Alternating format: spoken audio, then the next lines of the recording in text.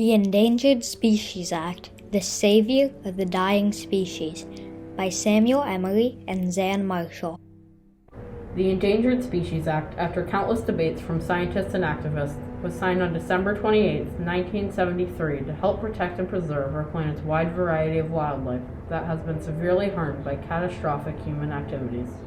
Current ways we are protecting our planet's biosphere are by making wildlife refuges, holding protests and petitions to add and protect certain species under the ESA, and by finding diplomatic ways to protect species in partnership with other nations.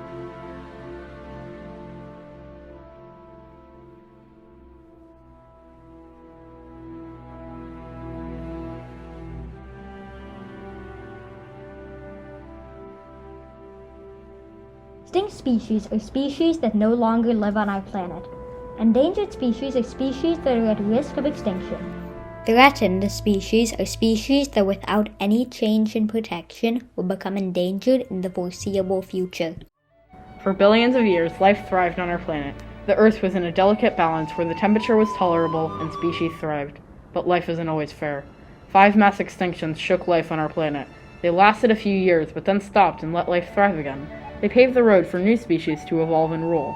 For 65 million years, there had been no mass extinction, but then about 200,000 years ago, a new species arose. Homo sapiens, or human beings. They would be the cause of the 6th mass extinction, but not until much later in their lives. This species, with their craftiness and intelligence, built powerful civilizations. But as the species kept growing, they needed more land, more food, and more power. Eventually, they began mining minerals from the ground to further increase their power. Within the last few centuries, things have gotten worse. As humanity kept expanding, they destroyed other species. The dodo bird is one of the first species that humans made extinct, becoming extinct in less than 200 years of their discovery.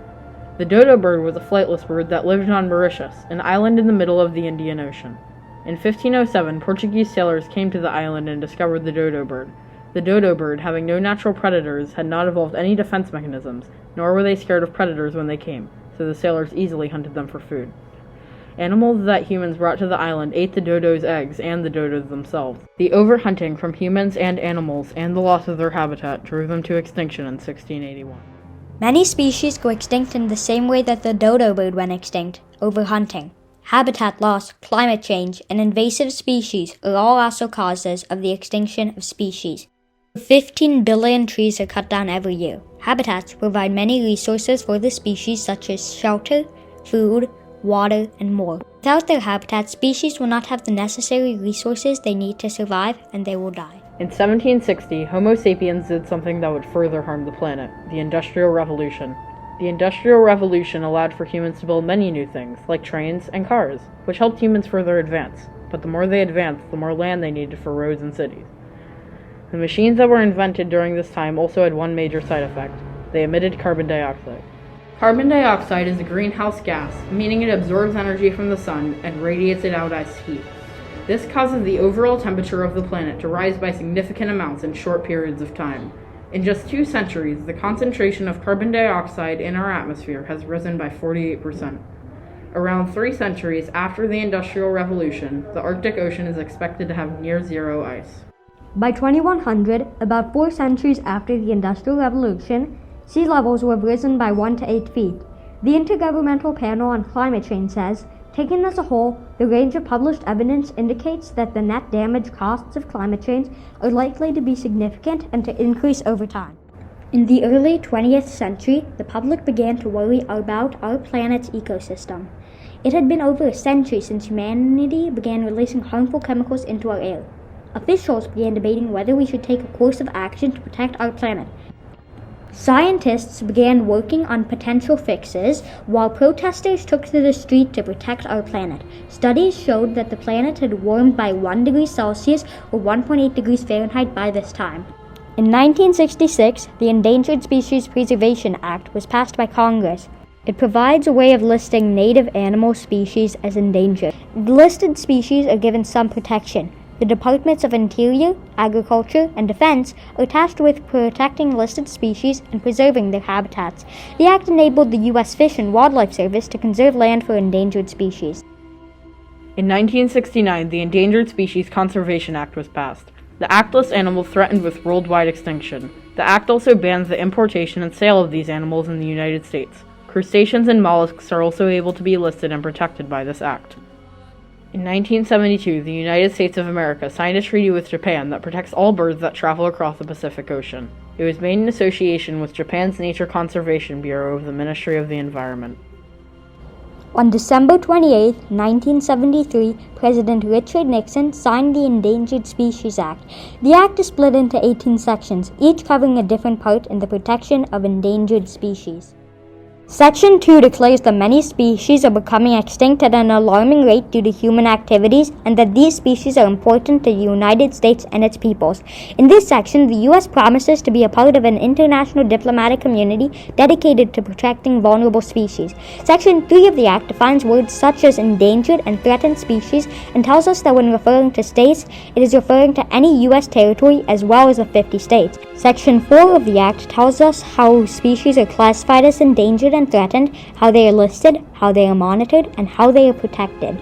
Section 5 gives federal agencies the right to obtain land that is necessary in the recovery of a species. Section 6 covers cooperations between states to help endangered and threatened species recover. Section 7 of the Act covers cooperation between federal agencies. Section 8 encourages cooperation between nations. Section 8A covers the processes for international cooperation and conventions for the protection of the endangered and threatened species. Section 9 of the Act bans a list of actions that may harm endangered species populations, such as the trading or hunting of endangered species. Section 10 lists the exceptions to Section 9, such as permits. Section 11 enforces the penalties for committing an action listed in Section 9. Plants are able to be listed under the Act due to Section 12. Section 13 covers amendments from the previous acts on endangered species conservation. The previous acts, such as the Endangered Species Conservation Act of 1969, are repealed by Section 14. Section 15 limits the amount of money a federal agency can spend to protect endangered species. Section 16 states that the effects of the Act will start as soon as it is passed. Section 17 states that no section of this Act should take precedence over an opposing section from the Marine Mammal Protection Act of 1972. Section 18 states that the Secretary of Interior shall make an annual cost report on each species. The Act allowed the public to hold petitions to list and protect certain species under the Act. One example of these petitions are the petition to list the Puerto Rico population of Antillean manatee as an endangered distinct population segment under the Endangered Species Act, meaning that the population of Antillean manatee in Puerto Rico are separated from the rest of the species and the Puerto Rico population is endangered. Another example of the petitions is the emergency petition to relist gray wolves, or Canis lupus, in the northern Rocky Mountains as an endangered or threatened distinct population segment under the ESA, meaning that the Rocky Mountain population of gray wolves was taken off the Endangered Species Act, but they are in desperate need to be relisted. With the Endangered Species Act in place, life began to thrive once more. Humanity still had a profound effect on the environment, but the change was noticeable. Many large patches of land were reserved to protect species. Diplomacy with other nations led to stronger efforts that wrapped around the globe. Dangerous chemicals such as CFCs were diminishing. To this day, the Endangered Species Act is a huge success. It has helped over 1,600 species to recover and has already saved 99% of all species ever listed. In 2007, the bald eagle, our national bird, was considered fully recovered due to the help it got from being under the Act. Recently, the Act has had a few blips due to the changes in the law, but the Endangered Species Act is recovering once more. As the planet recovers, a population of orangutans in Sumatra is coming back. Though the Act has proved to be a success in many ways, there are still some things that the Act has failed. One of these failures is deforestation. While awareness has been spread about deforestation and it has been slowed down, many millions of square miles of forest are lost every single day. Just in the Amazon, 200,000 acres are lost every single day. Another lesser failure is poaching. While the Endangered Species Act has banned poaching and given punishments for it, this doesn't stop some people from hunting species to extinction. The Endangered Species Act has shaped the look of nature to this day, and life on Earth would not be the same without it, but the Act is just a start. Many more conservation efforts are needed to get our planet back to the shape it started.